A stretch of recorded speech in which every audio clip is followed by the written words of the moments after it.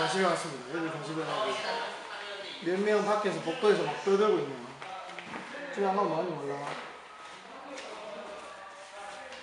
지금 시간은 5시 10분. 빨리 하고 집에 가서 나도 놀아야지. 내일 선거날인데 좀 너무 이래 놀지 마시고요. 하루 똑같이 흘러가는 패턴으로 가셔야 됩니다.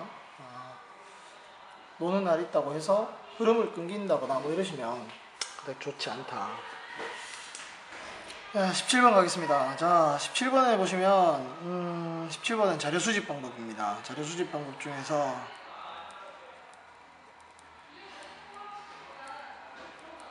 이제 실험법에 해당하는 내용이고요. 자, 천천히 읽어볼게요. 교육학자가 본 전략적 읽기 교수 방법이 기존의 읽기 교수 방법보다 학업 성취도 향상에 효과가 있을 것이라는 점정적 결론을 바탕으로. 자, 가설입니다. 뭐가 가설이냐? 요게 가설이다. 요게 갈라친 거. 요것이 가설이고, 전략적 읽기 교수 방법, 요것이 독립 변수가 되죠. 요것이 학업 성취도라는 종속 변수에 영향을 줍니다. 그래서 독립 변수가 종속 변수에 영향을 준다. 이런 형태의 결론이 되죠. 그래서 기억해 보시면 종속 변인, 독립 변이 나와 있는데 이거 바뀌었죠, 그죠? 요것이 두 개 바뀌었다.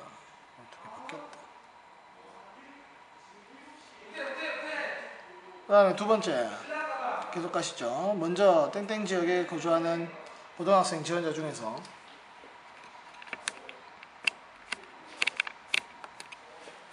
고등학생 지원자 중에서 1차 평가를 실시해서 유사한 수준을 나타내는 100명을 표집했다.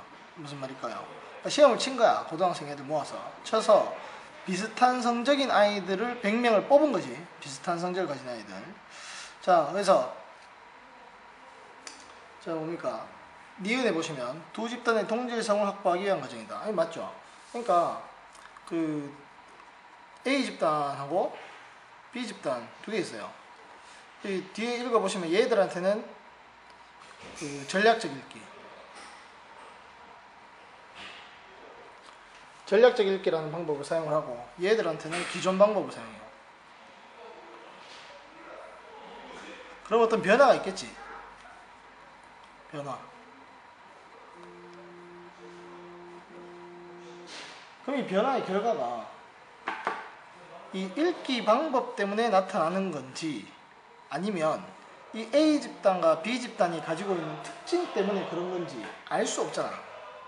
다시 말해서 여기서 말하는 변화, 학업 성취도라고 하는 변수에 영향을 미치는 다양한 요인들이 있을 거 아닙니까? 개인의 성별이라든지 또는 성격 또는 뭐 성취도니까 기존에 이 아이의 공부 정도 이런 게 제일 영향을 많이 끼치겠죠, 그죠?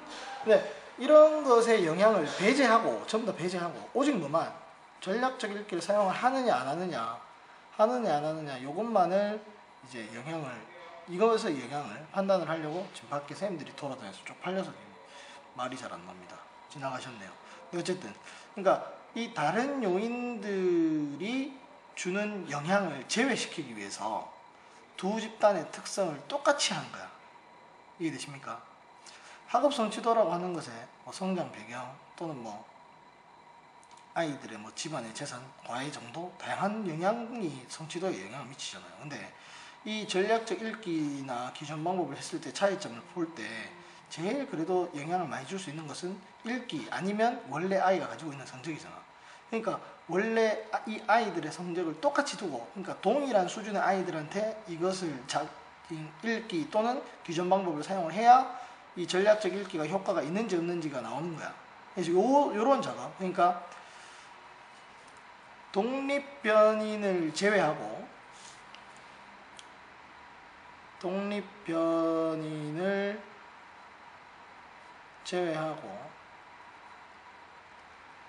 나머지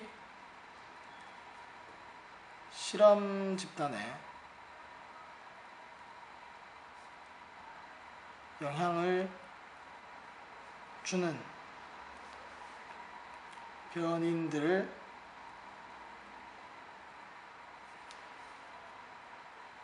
일치시키는 작업이 진행이 된 거죠. 이걸 가지고 뭐라 하냐면 변인 통제랍니다. 변인 통제.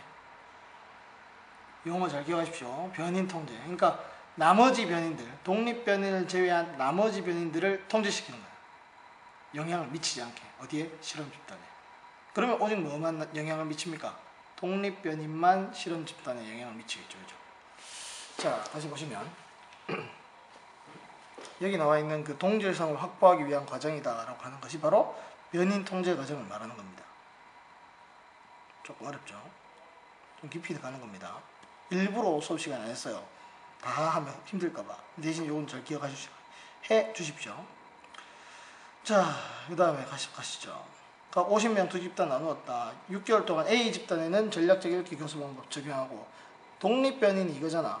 독립변인을 얘들한테 처치했다 이거 맞지? 얘한테는 독립변인 처치 안 하지. 그러니까 독립변인 처치를 받은 이 A 집단이 뭐가 됩니까? 실험 집단, 변수 조작이 나타나잖아.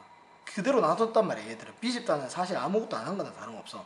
그대로 놔뒀고 A한테만 변수 조작을 한 거지. 어떤 변수?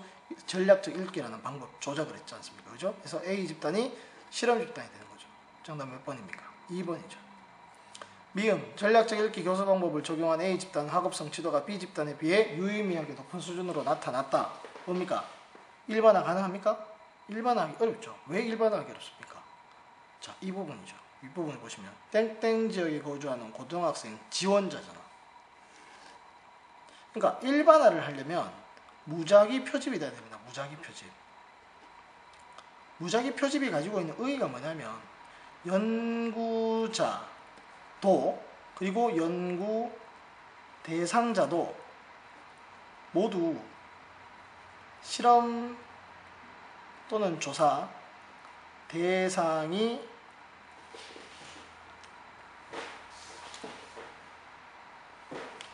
연구 대상자 모두 실험 또는 조사 대상이 되는데 영향을 미치지 못하는 겁니다. 그래야 일반화가 가능해요. 그럼 무작위 표집 표본의 대표성을 확보를 한 거예요. 근데 요거 같은 경우에는 이 지원자가 나오잖아요. 그죠? 얘들한테 한 거잖아. 나 할래요. 그 중에 또 100명 뽑았다 얘가. 요거 같은 경우에는 연구 대상자도 선정되는데 영향을 미치고 연구자도 영향을 미치고 이런 경우는 일반화하기 조금 어렵다라고 볼 수 있겠죠. 됐습니까? 그래서 17번의 정답은 2번입니다. 일반화할 수 없다가 되죠. 없다. 자, 18번도 우리가 배웠던 부분입니다. 자, 보시면 사회문화 현상을 바라보는 관점인데요. 쭉 보시면 되게 표현이 어렵습니다. 별표를 쳐주세요. 어려워서. 근데 일단 이 지문 내용이 뭔지는 알겠죠. 어떤 관점인지는 알겠죠. 교육이 이러이러한 기능이 있다. 아니거든. 어떻다? 교육은 지배 집단의 기득권을 유지한다. 지배 집단의 기득권을 유지한다. 자, 그 다음에 사회적 불평등을 정당화시킨다 라고 하잖아요. 사회적 불평등을 정당화한다. 이 정당화 다르게 바꾸면 뭡니까? 재생산한다라는 말이잖아요. 재생산한다. 그러니까 기존의 불평등을 그대로 유지시키거나 더욱더 강화한단 말이에요. 그래서 이건 무슨 관점이다? 갈등론적 관점이다. 갈등론적 관점.